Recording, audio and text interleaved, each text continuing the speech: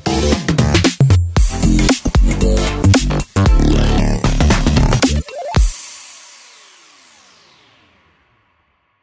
guys, jumpa lagi di Popin, podcast Pintu bersama aku Monica. Nah, kita kedatangan tamu nih hari ini. Tamu kita ini artis dan influencer yang akhir-akhir ini lagi suka banget update mengenai berbagai informasi cryptocurrency. Siapa lagi kalau bukan Lutfi Agizal. Hai Kak Lutfi. Hai Mbak Monica, apa kabar? Baik, apa kabar? Sehat-sehat? Sehat-sehat, alhamdulillah. Ini luar biasa loh. Dari saya terinspirasi dari Indra Kents, terus sekarang mencoba untuk menginspirasi orang. Wow. Pintu loh, masing-masing. Wow, hebat. Nah, gimana nih Kak jadwalnya, makin sibuk nggak nih pandemi seperti ini? Alhamdulillah ini lagi jalan stripping. Sinetron Kolosal. Boleh cepet? Oh iya boleh. Kian Santang nonton ya jam 21.00 tiap hari. Nah, jadi walaupun saya di hutan syutingnya, tapi tetap modern. Wow. Karena saya punya investasi modern. Cryptocurrency by Pintu. Terus itu syutingnya mesti ke daerah Di daerah gunung apa namanya? Hutan. Oh, ke hutan. Ada di daerah Taman Mini itu kan ada hutan belakangnya, ada di studio alam TVRI. Oh iya. Terus kakak seperti yang tadi aku bilang menggunakan pintu nih. Sudah berapa lama menggunakan pintu? Pintu, kalau tidak salah waktu harga BNB 3 juta itu 4 bulan yang lalu. Wow. Ya, 4 bulan yang lalu sampai sekarang sudah sempat nyampe 9 juta mau 10 juta tapi drop lagi nih. Nggak tahu nih, lagi ada drop nih. Jadi 4 juta kalau nggak salah BNB ya kan. Seperti itu. Nah, terus Kak gimana nih setelah menggunakan pintu, kesan-pesannya nih? Pintu setelah gua cek, awalnya ragu, jujur aja soal ragu. Karena ketika kita naruh uang di satu aset perdagangan, uang kita kabur nggak ya? Itu yang paling gua khawatir dalam investasi. Terus setelah gua cek, ternyata di Indonesia ada 13 pialang yang terdaftar nih. Salah satunya Pintu di nomor 5. Terus lihat isu lagi, wah Pintu. Ada isu yang bilang kalau Pintu disalahgunakan namanya. Ternyata bukan pintu kemana saja, tapi ada pintu yang lain kan. Iya. Nah, setelah saya cek, oh ternyata pintu yang inilah pintu yang asli. Dan sudah terdaftar di Bapeti serta di Kominfo. Ya udah, buat apa lagi? Kita harus takut gitu. Yang paling penting dalam investasi adalah kita harus menghilangkan rasa fear, ketakutan. Kalau kita udah takut duluan di awal ya, yang ada kita marah-marah. Wah, hilang nih uang, wah ini. Setelah gua di Pintu, gua ngerasa amanah nih. Pintu nih, terus sistem perdagangannya juga dia udah jelas, dia naruh harga buy di atas, harga bawahnya di sell-nya di sekian persen gitu. Gak perlu kita naruh sendiri kan, di salah satu platform ada yang bisa kita taruh harga misalnya dari harga 1.000 kita taruh 900 deh. Terus kayak pendapatnya nih, kalau Lutfi kan lagi ngalamin juga nih ya, kripto tuh lagi turun nih, panik nggak nih Kak? Panik gak? Enggak lah, kenapa gitu? Ada satu metode, ini mungkin semua udah melakukan atau mungkin belum pada tahu. Jadi metode gua adalah dari uang modal. Uang modal ini uang dingin. Kalaupun bahasa kasarnya adalah kalau duit gua hilang ya udahlah gua sedekah. Gitu. Ini adalah uang dingin yang memang gua alokasikan bukan untuk kasih secara langsung tapi untuk ke investasi. Ketika uang yang modal 1 juta, ketika dia profit 50%, saya take profitnya 25% aja. Jadi 250.000 aku ambil. Ketika candle posisi di bullish ya, hijau ya, candle hijau. Dan ketika candle merah lagi, 25% tadi itu saya tambah modal lagi. Uang dingin mana nih? Misalnya saya punya uang dingin 3 juta, top up kedua. Saya taruh 3 juta. Plus uang dingin yang hasil profit 25% tadi. 3 juta 250 saya taruh.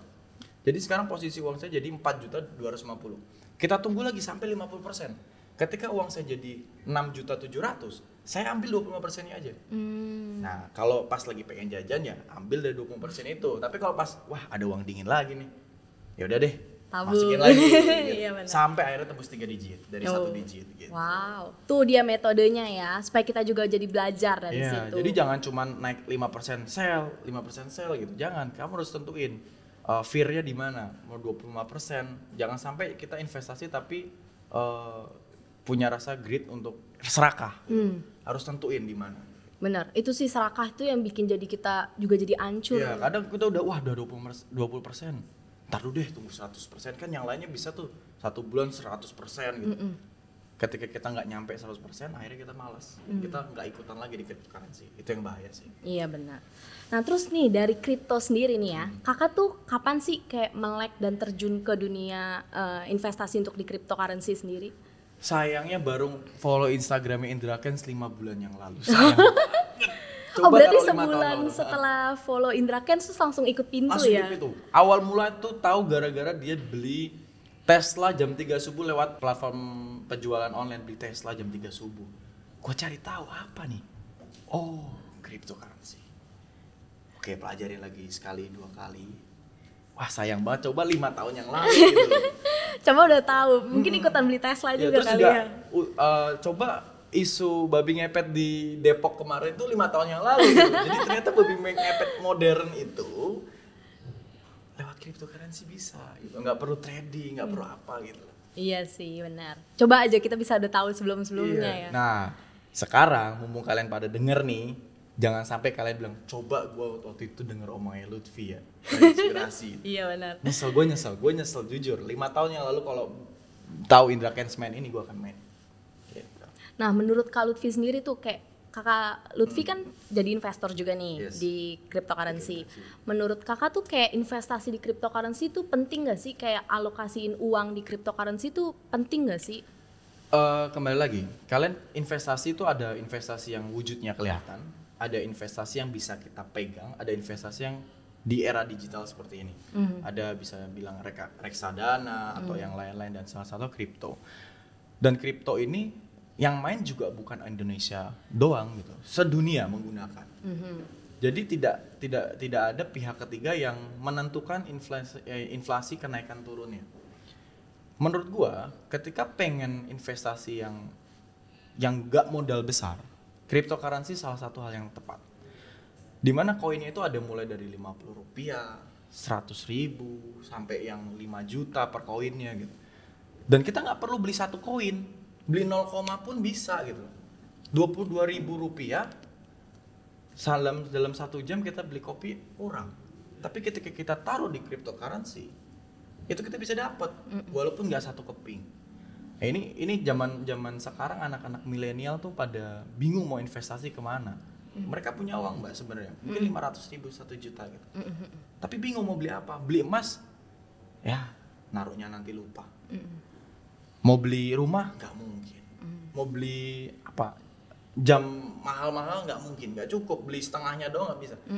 Nah cryptocurrency ini salah satu hal yang paling menyimpelkan kalian dalam berinvestasi, karena orang kaya pasti punya investasi. Ketika kamu ingin menjadi orang kaya, investasilah sekarang dan kayalah masa depan. Yes. Iya dong. Iya benar. Gak ada orang kaya yang investasi, gak mungkin. Betul. Apalagi zaman sekarang ini kayak pandemi ya, orang kan nggak ada yang tahu kan. Betul.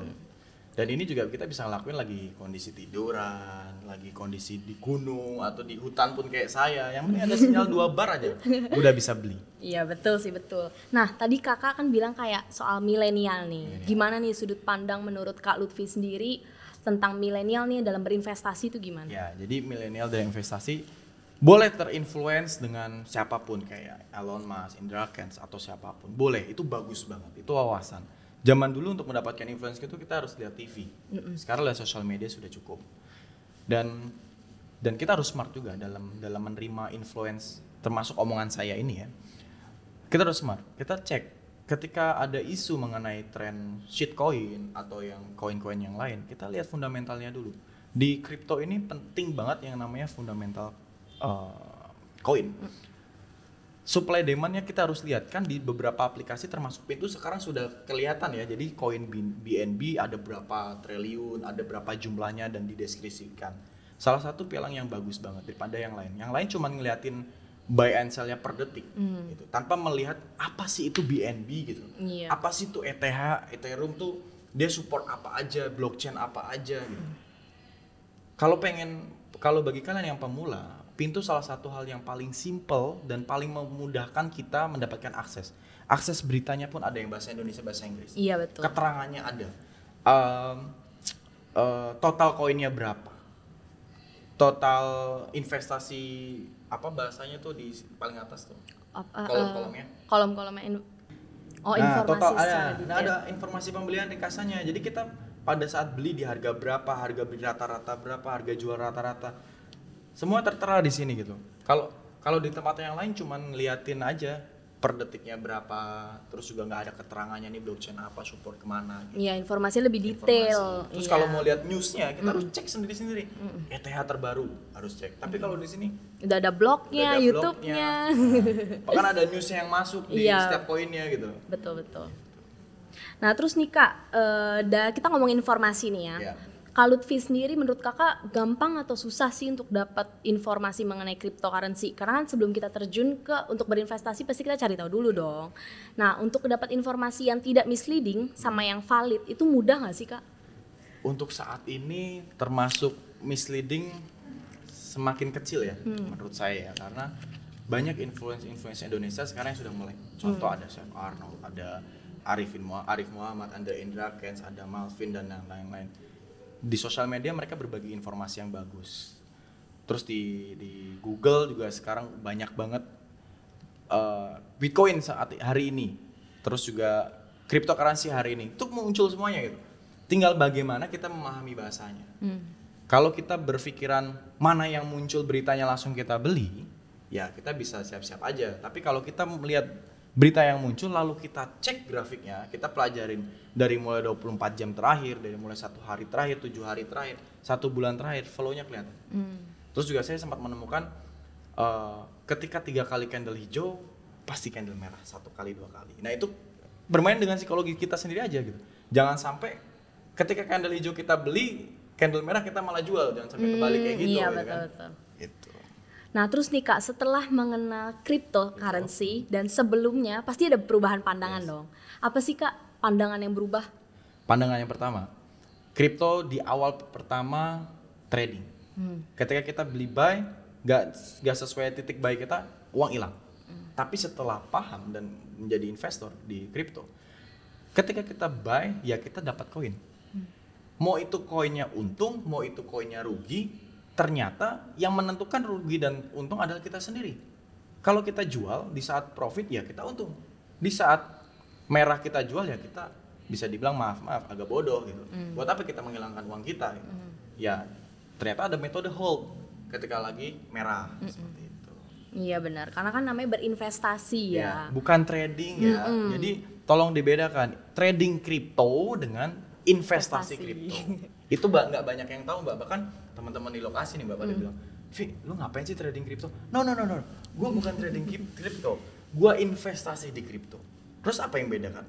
Gue beli bukan melihat berapa banyak rupiahnya, nominalnya, tapi berapa banyak gue memiliki koin. Ketika koin ini tiba-tiba profit, kalikan berapa koin yang kita miliki. Tapi ketika koin ini tiba-tiba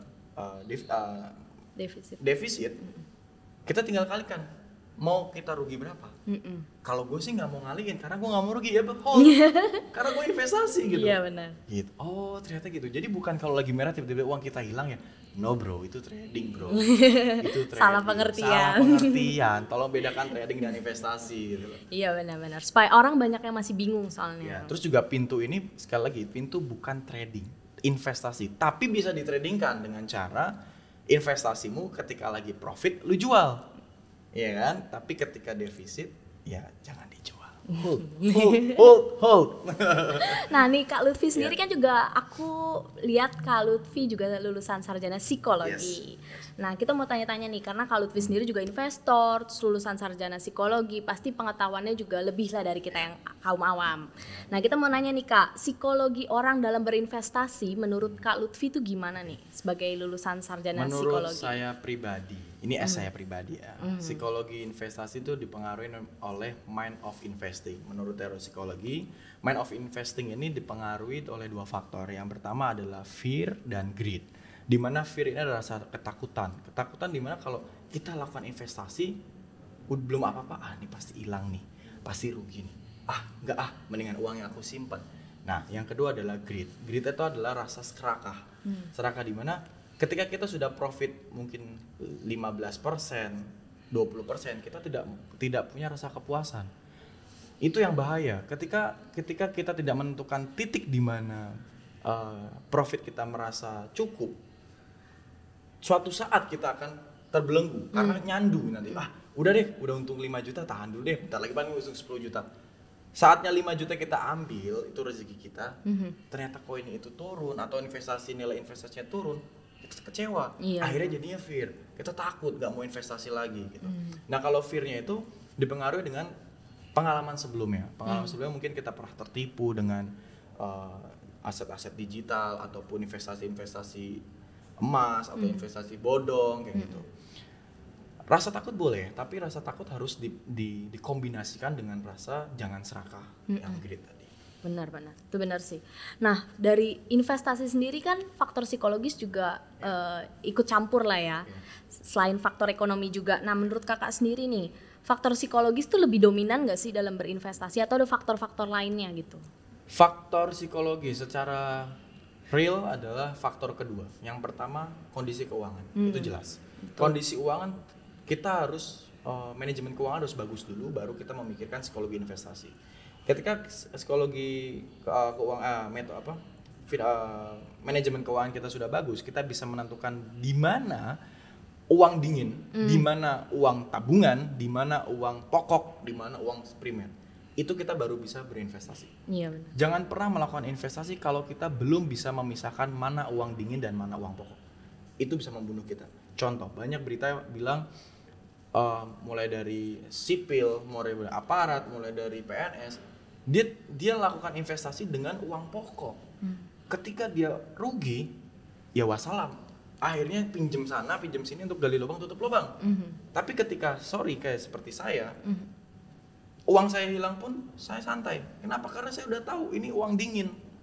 Uang dingin yang nggak ada wujudnya, ya udah nggak panik. Ketika berlebih ya itu nikmat, ya kan? Itu baru saya masukkan ke investasi. Investasi kita masuk lagi ke teori yang tadi fear dan greed. Iya, benar. Nah, untuk semuanya menarik sekali kan tentang informasi yang diberikan Kak Lutfi nih. Kita jadi belajar dari sisi psikologis juga, yang dimana tuh menurut aku nggak semua orang juga ngerti kalau faktor psikologis tuh mempengaruhi kayak emosi dan lain-lain. Nah, sebelum kita menutup podcast ini, nah setiap tamu yang ada di sini tuh harus berbagi quote of the day atau quote yang mereka suka nih. Untuk Kak Lutfi, mau quote of the day atau quote terfavoritnya apa nih Kak? Quote of the day saya, orang kaya pasti punya investasi. Investasilah sekarang dan jadilah orang kaya masa depan. Wow. Ya semoga kita juga ikut kecipratan ya. Iya, amin. Amin. Makanya investasi sekarang di pintu. Iya benar. Pakai koin apa? Aku favoritnya. Aku pakai Bitcoin, ETH, iya. Wah mantap, sama. Ini bukan ajakan untuk membeli ya, tapi kita berbagi. Iya, kita berbagi, kita bersharing. Nah, terima kasih Kak Lutfi atas informasinya, kehadirannya juga, pengetahuannya juga, dan jadi kita juga makin belajar banyak mengenai cryptocurrency. Sekian untuk hari ini podcast Pop In, podcast Pintu bisa didengarkan di Spotify dan juga YouTube channel kita tentunya. Jangan lupa like, subscribe, dan komen. Thank you for watching and listening. Bye! Bye!